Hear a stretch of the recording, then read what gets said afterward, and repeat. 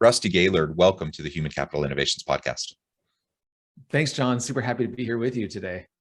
Yeah, I am super excited to chat with you. We're going to be exploring this idea of InnerTech. I'm super excited to unpack that with you and learn more about what you mean by that.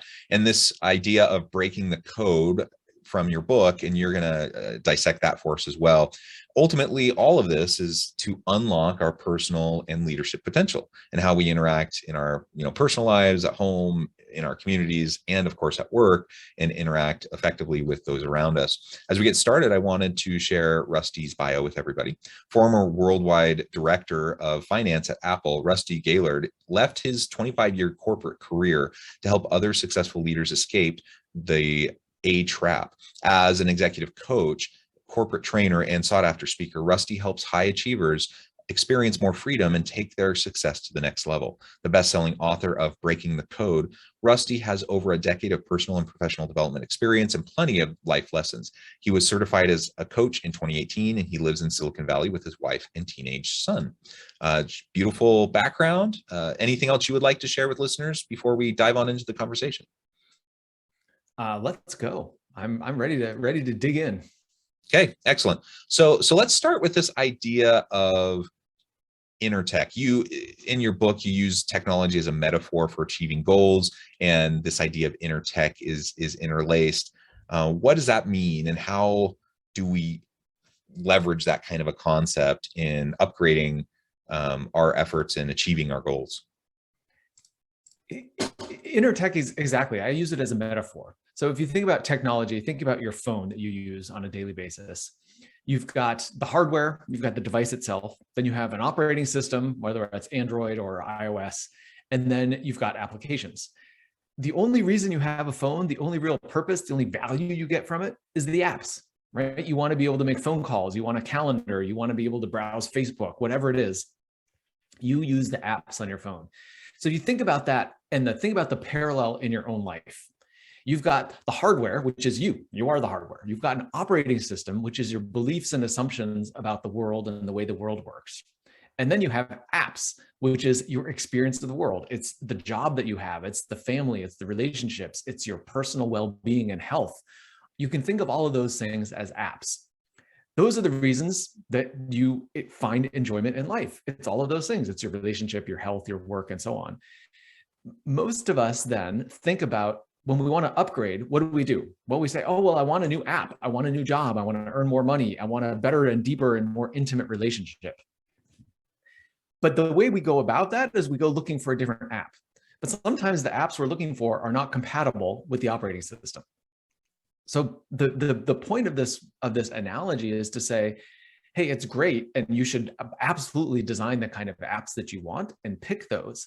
But sometimes you got to go down to the operating system, which is your assumptions and beliefs and the way you think about the world. And you need to look at that because some of the apps just are not compatible with your operating system. And I'll give you a really simple example of that, John, which is I remember talking to someone who, we were talking about what possible career move he could make.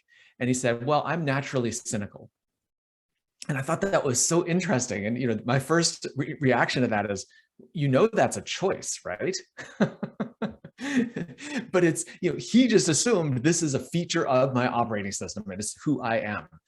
And he declared it as if it was who he was. But it's, looking at those little pieces of what are those assumptions and beliefs? How do you see yourself in the world? Because that's going to dictate what you can accomplish. Yeah, I really like that idea, and challenging those internal assumptions about our own identity, about how we interact with the world, is a healthy thing to go through, and I think it's partly what's at play here as we are in the midst of this. What's been coined the Great Resignation. We've lived through this pandemic. People, for the first time, many people have been thrust into a situation where they have an opportunity to step back, to pause, to think, to recalibrate, and practice that self-reflection and challenge some of their common assumptions about life, the way they work, the type of work that they do, all of those sorts of things. And in many cases, I think many people are really kind of rewriting that base code and their operating system, and they're saying, what I've been doing isn't working and it's not for me anymore. And that's partly what's at play here. with the Great Resignation. And it's healthy for us to always be going through that self-reflective process, regardless of whether we decide we need to, rewrite our core operating system or just make slight adjustments. I agree completely. So much of, especially for successful people, so much of our life has been oriented around intense pursuit of success. It's just, more is always the goal, right? More salary, more responsibility, bigger house, bigger car. It's almost part of the American ethos, right? That's what we are always striving for. And as you just described, over the last couple of years, so many constraints have been put on our lives. It's really caused a lot of people to examine, what am I going for? What am I pursuing? Am I like this notion of success, which normally to people means an external definition of success, something you can observe, again, the house, the car, the salary. People are starting to question that and say, what is success for me? What is a successful life? I see and I talk to so many people who are pursuing freedom. What they really want is freedom. But they assume they can't have it now. It's always, well, once I retire, then I can do X, Y, and Z. Or once I have this financial security, then I can do X, Y, Z. Once I get this certain job or get married or the kids go to school or whatever, there's always these conditions. And, more and more, all of us in the last couple of years have also had to come face to face with the truth that life can be short. We really never know how long we have here. We assume we have many years ahead of us, and hopefully we do, but we don't know. And why wait? Why wait to do the things that we want to do? And I think that there is a movement towards stepping into the kind of life you want to create for yourself, which in my book is true success. You have to find what is success for you, and you have to define that and live it, because that's the only thing that matters. At the end of the day, you're going to look back on your life and say, was it a good life? How did I do? And it's only measuring up to your own definition of success that really matters. Yeah, I love that. And this isn't new. The pandemic, I think, has brought things into sharp relief for a lot of people, maybe in ways that they hadn't thought of before. But the whole idea of like mid-career or midlife crisis is not new. People have been dealing with that for a long time. And I think at the root of a lot of, what people experience when they're going through a midlife crisis is just they've been living towards other people's expectations and trying to fit with what their family or society or their own internal expectations of what success looks like. And then they find that it's just not satisfying. So they get 10, 20, 30 years into their life, into their career, into their marriage, whatever, and it's not working for them. It's not fulfilling. And then eventually, many people get to the point where they decide to make a change. Other people stick it out and they, end up either figuring a way to make it work or they are miserable. And so the pandemic has forced people to reassess. And in many ways that's been super healthy. And so I think all of that's really great. And ultimately we need to think about what our InnerTech is, what drives us, what's most important to us. Something else you said that I think is super important, that I think is generally applicable, but also particularly applicable to younger individuals, young millennials, Gen Z, is this idea of just bucking the trends, kind of distrust of institutions, and just wanting freedom in life. And so they're choosing to focus on what matters most to them in terms of how they perceive their career, working with organizations. The rise of the gig economy, continues to go up and up. And so more and more younger workers in particular are kind of opting out of the traditional system. And they're just saying, that's not for me. I want more freedom. I have to admit, I've shared it on this podcast before, but one of my dreams is I would love to sell my house, get like a tiny house or like a camper van, and just work remotely and travel around and go and see places and just be free of everything associated with all the stuff that I get bogged down with with my home. Now, my wife tells me I'm crazy because I do have 6 children, and that probably is not a particularly functional dream at this point in time. But there are elements of it that are absolutely possible right now as I declutter my life, as I practice minimalism, as I focus on mindfulness practices and those sorts of things. Those are things I absolutely can do right now and will enhance the way I interact with the world. But I just have to choose to do it. Yeah, there's so many good things in what you're just talking about, John. The one is just this trend towards the midlife crisis happening younger and younger, which I actually think is a really good thing. And it's not so much a midlife crisis, kind of has a bad rap, but it's really this question, this coming to a point in your life when you start to question the why. And that matters. That's an important question. And the earlier you get to that, the better. So I just think, for those people who are earlier in their career and just thinking about, why am I doing this? What does this mean? What is the purpose? What is a good life? What impact do I want to have on the world? Those are wonderful questions to be thinking about at any point in life. The old conventional wisdom was you pay your dues, you put in your time, you work, you live your life, you have a career, and then when you get to retirement, that's when you can give back. That's when you can make a difference in the world. That's when you can volunteer your time, you do humanitarian work, whatever. That's kind of the old school model, and certainly some people do that, but there's no reason you need to wait until you're retired to start impacting the world around you. And in fact, the younger generations are refusing. They're just blatantly rejecting that kind of an assumption about the world. And they're saying, no, what I do right now needs to matter. And if it doesn't, I don't want to do it. Well, and I want to just connect that to what you were talking about selling everything and living in a camper van with your 6 kids. Send pictures. What you went to right after that was, okay, maybe that's the ideal, but there's ways to accomplish the essence of that, the elements of that in your life today. And I think that's so important because, back to this idea of the old model of I'm going to give back and make an impact once I retire doesn't work anymore for people. But the answer isn't necessarily quit your job and join the Peace Corps, or do something, or even quit your job and start your own business. It doesn't even have to be the answer. But the answer is something that you need to craft in the right blend of activities and the right life for you in a way that's meaningful, which might still include a full-time job at a big corporation, but you operate in that job and you participate in that work in a way that works for you. So you've got time for those outside interests, whether that's to be a minimalist or to volunteer and make an impact at an outside organization. Maybe that is your path, as opposed to quitting and starting your own business or starting a nonprofit. Any of those is a fine journey, but it's about finding the right one for you. And I think, just to tie this back into this idea of your InnerTech and breaking the code, that requires breaking the code, because so many of us have been programmed by that old school way. Work hard, advance, create success in this very external definition of the word success. And then you have the opportunity to do what you want. And so it's breaking through that code and saying, no, I'm going to do it the way that fits for me.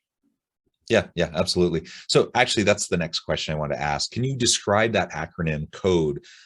Because it fits with this technology metaphor in InnerTech that we've been talking about, but it's an acronym as well. So pull that apart for us and describe that. Absolutely. So exactly. CODE is an acronym. So C stands for confront. You have to confront the parts of your life that are not working in the way you would like them to work today. It's so easy to just ignore those things that are kind of annoyances that you don't like, but you will continue to have it in your life as long as you tolerate it. So you've got to confront it and look at it. That's the C. O is for optimize. Optimize is about how do you change your thinking about what is and is not possible. Most people think based on that old way that you were talking about, right? Work hard, create success, move up the ladder, and then retirement is when I can do what I want to do. So you've got to confront those beliefs and start to optimize them and say, hey, what if there's a different way? What if I can do this in a way that works for me today? That leads into the D, which is design. So, okay, great. What if you could do it? Design what it looks like for you. Each person is different. Design how your life looks. And then if E is execute, because having all of this is the plan, then you got to take the steps and actually move forward and execute against it. Yeah, that's excellent. And that provides a really nice framework for how we can go about this inner work. That's going to be super important in terms of ultimately better understanding how to unlock our own personal and leadership potential. There are so many things leaders can focus on, so many problems organizations face, so many different competencies and capabilities. If you were to hone in on just one or two things that you think are most important, the characteristics, the competencies, the capabilities that make a good leader, what would those be? I put them all under the category of being your best self, being the best person, best version of you that you can be. We talk about leaders having vision, leaders being influential, being good communicators, all of that. But leaders are in all different stripes and they come in all different forms. You just think about social leaders like Martin Luther King Jr. or Rosa Parks, two quite different people. And then how do you contrast someone like that with a business leader like Jeff Bezos or Elon Musk? Again, totally different kinds of people, all very influential in the world and having a big impact in the world. So there's no one formula. I really don't believe that. But how do you bring the best of yourself? And that requires some of this introspection work. It actually requires slowing down. Most of us think leaders are busy all the time. And in fact, being busy is a sign of how important you are in our society, right? Oh, it's like, I was so busy, I pulled an all-nighter, I did this, I did that. But being a good leader, being effective requires you to slow down so that you can find what matters to you. You can learn how to articulate that and present it to the world. So the one other attribute I just think, or maybe there's two here that are so important. One is authenticity, which is being willing to let people see you and what matters to you. And the third piece that goes with that is courage, because it really does take courage to stand up and say, this is what matters to me. This is what I stand for. And a lot of people aren't sure what they stand for. They feel uncomfortable saying it out loud, even if they do know. So it requires that willingness to step forward and have that courage to say, this matters, and I'm gonna go do it. Yeah, I think those are great things to focus on. And like I said, I mean, there's so many things. There's so many things, and ultimately, each individual has to decide where their gaps are, where their strengths lie, and where they want to focus their time and energy, which is limited. We don't have an infinite supply, and we can't change everything about ourselves overnight. Like these are things that take time. We have to build the muscle of leadership and to build these competencies and capabilities. So it's not just going to happen with a snap of the fingers. We do have to be committed to it. We have to be consistent with it. But over time, we absolutely can become the kind of leader that we want to be. And I'm a firm believer in growth mindset, abundance mindset. I'm a firm believer that if we are committed and put in the time, we can unlock our true potential. And I think most of us aren't living up to our potential. It's always amazing to me what we can accomplish when we really just have consistent effort over time and are clear-eyed about what we're trying to do, willing to make the pivots along the way. And I think what you just said is so important. All right. Like we as people have so much potential. Every day that you wake up, you have a whole day of your time, your energy, your attention, your effort that you can direct in any place that you want to. And most of us direct it in the same place that we directed it yesterday and the day before and the week before, because we're creatures of habit, right? We tend to repeat the same thing over and again. As you said, with some intention, right? And we're just thinking about this growth mindset and an abundance mindset. There's amazing things that can be accomplished in this world by you. And part of this journey of breaking the code is to start to see yourself as that person. How do you start to see? And one of the examples I use in my book is, imagine that you earn your salary, whatever that is. Just for simplicity and round numbers, I'll say it's $100,000. Let's say you make $100,000. You see yourself as the kind of person who makes $100,000. You could go get another job making $100,000. What would it take to see yourself as a $300,000 person? And that most people would say, "Oh, that's not me. Like I don't make that much money," right? It's a question of how do you see yourself. But is it possible? Of course. Do people out in the world make $300,000? Yes. I bet there's even people doing the same kind of work you do who make $300,000. So it's nothing that's really standing in your way other than how you see yourself. And that is where we all sell ourselves short. I just want everyone to see themselves as a $300,000 person or a $500,000 person or a $1 million person.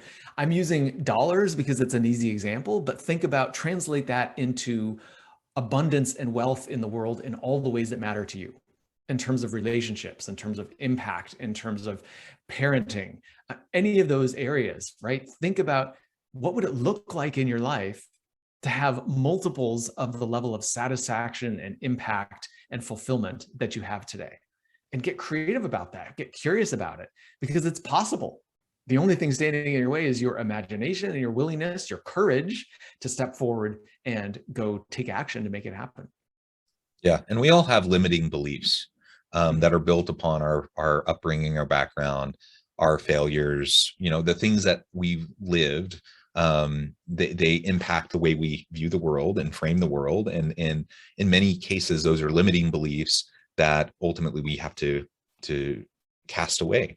And that's not easy to do. There's a reason we have them.